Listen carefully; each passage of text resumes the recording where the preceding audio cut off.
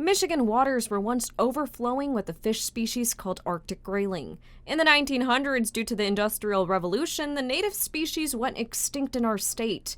Fast forward to 2016, when the Michigan Department of Natural Resources started the Michigan Arctic Grayling Initiative, a project to repopulate Michigan waters with the fish.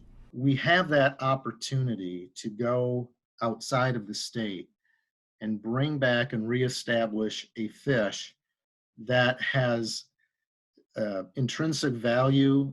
Now, people like Todd Grishke say there's a chance grayling will be successfully reintroduced in the next 3 to 5 years. He says it works by bringing grayling eggs back from Alaska, placing them in incubators, with the eventual goal of reintroducing the fish to stream water. And it's not something the DNR is doing alone. Michigan State University got involved by establishing a doctoral student position, Nicole Watson, at the university. And when we went out to collect eggs to begin our brood stock, Nicole also went to Alaska and brought back some eggs that she could use in her lab situation, incubate them, and do what we called competition trials. And I was able to learn a lot by how they are drift feeding, the way that they were just schooling together and swimming together, different interactions between fish of other species. Nicole Watson spends time studying and researching Arctic grayling. She flew to Alaska in 2018 and 2019 to get the eggs during spawning season, and something she says is the key to the process. And we typically have a red-eye flight home, so we're awake the entire, over 24 hours. We bring them back, we put them in their egg incubation units. They hatch out anywhere from a few days after transport to a week after, just depending on the time frame. That research includes learning something about threats to their survival, habitat, and how they adapt to their surroundings. When you're in East Lansing, you go outside, the air smells a certain way, right? When you go to northern Michigan and you get out of your car for the first time, it smells different, right? And so think of that from the perspective of a fish. So fish actually have a higher sense of smell that's more sensitive even than our most sensitive smelling dogs. And so they can pick up unique chemistry and they smell that chemistry of the water. And so it's just a difference in the smell. It's not necessarily good or bad for the fish as far as the different water sources, but it's what they're familiar with.